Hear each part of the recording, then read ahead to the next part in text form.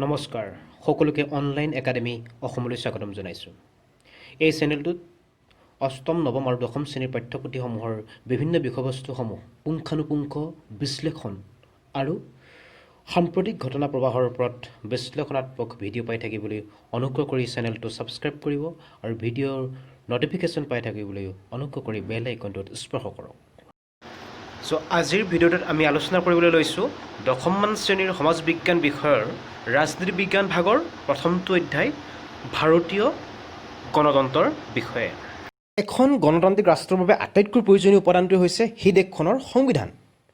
সংবিধান নহ'লে এখন গণতান্ত্ৰিক ৰাষ্ট্ৰৰ কল্পনা কৰাটো অৰ্থহীন। গতিকে ভাৰতীয় গণতন্ত্ৰৰ বিষয়ে আমি জানিবলৈ হ'লে প্ৰথমেই জানিব লাগিব আমি ভাৰতীয় সংবিধানৰ বিষয়ে। এতিয়া আমি মনত ৰাখিম যে ভাৰতীয় সংবিধান কেনেদৰে প্ৰস্তুত কৰা হৈছিলে। আমি জানো যে ভাৰতবৰ্ষই 1947 চনত 15 আগষ্টত স্বাধীনতা লাভ কৰিছিলে, কিন্তু তাৰ আগতে প্ৰায় 200 বছৰ কাল ব্ৰিটিছে আমাৰ ভাৰতবৰ্ষত ৰাজত্ব কৰিছিলে বা ব্ৰিটিছে ভাৰতবৰ্ষত শাসন কৰিছিলে। আৰু স্বাধীনতা লাভ কৰিয়েই ভাৰতবৰ্ষই এক বৃহৎ গণতান্ত্ৰিক ৰাষ্ট্ৰ হিচাপে আত্মপ্ৰকাশ কৰিছিলে। 1945 চনৰ জুলাই মাহত ইংলেণ্ডত অনুষ্ঠিত হোৱা সাধাৰণ নিৰ্বাচনত ইংলেণ্ডৰ শ্ৰমিক দল ক্ষমতালৈ আহিছিলে আৰু এই দলটো ক্ষমতালৈ অহাৰ লগে লগেই ভাৰতক স্বাধীনতা দিয়াৰ কথা সিদ্ধান্ত ল'লে। সেই অনুসৰি নতুন গণতান্ত্ৰিক ৰাষ্ট্ৰখনৰ বাবে প্ৰয়োজন হৈ উঠা সংবিধান এখন ৰচনাৰ কথা ইংলেণ্ডৰ শ্ৰমিক দলৰ চৰকাৰে চিন্তা কৰিলে। ভাৰতবৰ্ষৰ বাবে এখন সংবিধান ৰচনাৰ কাৰণে এটা প্ৰয়োজনীয় পৰিৱেশ আৰু প্ৰস্তুতি চলাবৰ কাৰণে ব্ৰিটিছ চৰকাৰে 1946 চনৰ মাৰ্চ মাহত কেবিনেট মিছনক ভাৰতবৰ্ষলৈ পঠালে। আমি এতিয়া সেই কেবিনেটখনে ইয়াত কি কৰিলে বা পাছৰ পৰ্যায়ত কেনেকৈ ভাৰতৰ সংবিধানৰ কাম কাজবোৰ হ'ল আমি কিছুমান পইণ্ট আকাৰে চাম। কেবিনেট মিছন 1946 চনৰ ব্ৰিটিছ চৰকাৰ ভাৰতলৈ পঠাইছিলে। তাৰপিছত এই কেবিনেট মিছননো কি? কেবিনেট মিছন বিশেষ একো নহয়। এই কেবিনেট মিছন হৈছে ইংলেণ্ডৰ 3জনীয়া এটা কেবিনেট মন্ত্ৰী গোট, য'ত 3জন কেবিনেট মন্ত্ৰী আছিল, সেয়ে হৈছে কেবিনেট মিছন। আৰু এই কেবিনেট মিছনৰ প্ৰচেষ্টাত ভাৰতত সংবিধান সভা গঠন কৰা হয় আৰু এই সংবিধান সভাৰ প্ৰথমখন বৈঠক অনুষ্ঠিত কৰা হয় 1946 চনৰ 9 ডিচেম্বৰত। আৰু এই সভাৰ সভাপতি আছিল ডক্টৰ সচিদানন্দ সিনহা। এজন বয়োজ্যেষ্ঠ ব্যক্তি হিচাপে ডক্টৰ সচিদানন্দ সিনহাক সভাপতি হিচাপে নিৰ্বাচিত কৰা হৈছিল। আৰু এই পইণ্টটোৰ বিষয়ে পৰীক্ষাত বিভিন্ন সময়ত প্ৰশ্ন অৱতাৰণা হৈ আহিছে যে সংবিধান সভাৰ প্ৰথমখন বৈঠক অনুষ্ঠিত কেতিয়া কৰা হৈছিল, আৰু এই সভাৰ সভাপতি আছিলে ডক্টৰ সচিদানন্দ সিনহা।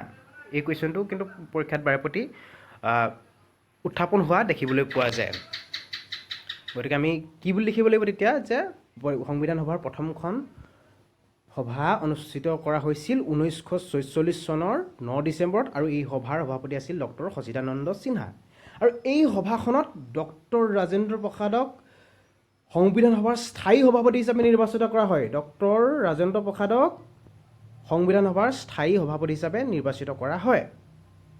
অৰ্থাৎ প্ৰথমজন সভাপতি হৈছিলে অস্থায়ী সভাপতি, সেইজন হ'ল প্ৰথমখন সভাৰ সভাপতি ডক্টৰ সচিদানন্দ সিনহা, আৰু বাকী যিমানবোৰ সংবিধান সভাৰ সভা অনুষ্ঠিত হৈছিলে সেই সকলোবোৰ সভাত সভাপতিত্ব কৰিছিলে স্থায়ী সভাপতি ডক্টৰ ৰাজেন্দ্ৰ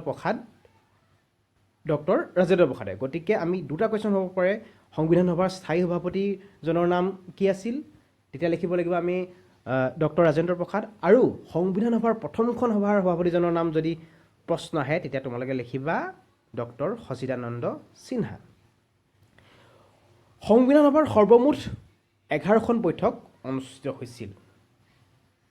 1947 চনৰ 29 আগষ্টত সংবিধান সভাৰ খচৰা কমিটি গঠন কৰা হয়। এই খচৰা কমিটিখনৰ সভাপতি আছিল ডক্টৰ বি আৰ আম্বেদকাৰ। এই কুৱেশ্যনটো বাৰেপতি উত্থাপন হোৱা দেখিবলৈ পোৱা যায় যে খচৰা কমিটিৰ সভাপতিজনৰ নাম কি আমি তেতিয়া উল্লেখ কৰিব লাগিব খচৰা কমিটি অৰ্থাৎ ড্ৰাফটিং কমিটিৰ সভাপতিজনৰ নাম হৈছে ডক্টৰ B.R. আম্বেদকাৰ আৰু এই খচৰা কমিটিখনৰ সৰ্বমুঠ সদস্যৰ সংখ্যা আছিলে 7 জন এইটো কেতিয়াবা প্ৰশ্ন আহিব পাৰে ইয়াৰ পৰা আৰু প্ৰায় 3 বছৰ অন্তত এই খচৰা কমিটিয়ে 3 বছৰৰ অন্তত ভাৰতীয় সংবিধানখন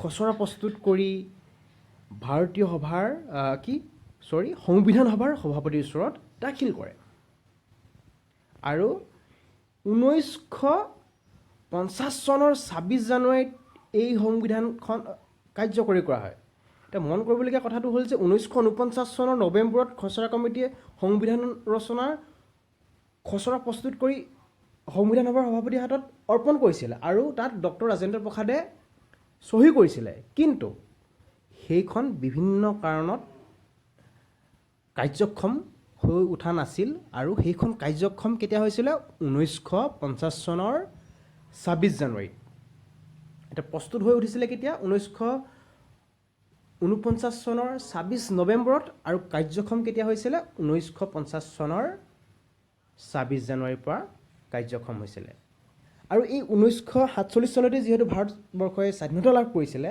আৰু 1947 চনৰ পৰা 1950 চনৰ এই বাকী সময়ছোৱা ভাৰতখন কেনেদৰে শাসিত হৈ আছিলে এই কুৱেশ্যনটো অৱতাৰণা হ'ব পৰা আৰু ইয়াৰ উত্তৰটো হৈছে 1947 চনৰ পৰা 1950 চনৰ এই সময়ছোৱাত ভাৰতবৰ্ষৰ শাসন ব্যৱস্থা চলিছিলে 1935 চনৰ ভাৰত চৰকাৰ আইন অনুসৰি গতিকে এই কুৱেশ্যনটো পৰীক্ষাত অহাৰ সম্ভাৱনা যথেষ্ট আছে আমি ইয়াত দেখিম যে সংবিধানৰ খচৰা কমিটিৰ সদস্যসকলে এইসকল ডক্টৰ B.R. আম্বেদকাৰ সভাপতি N. Gopalaswami Iyengar আলাদি Krishnaswami Iyer K.A. Munshi Syed Muhammad ছাদুল্লাহ N. Madhav Rao D.P.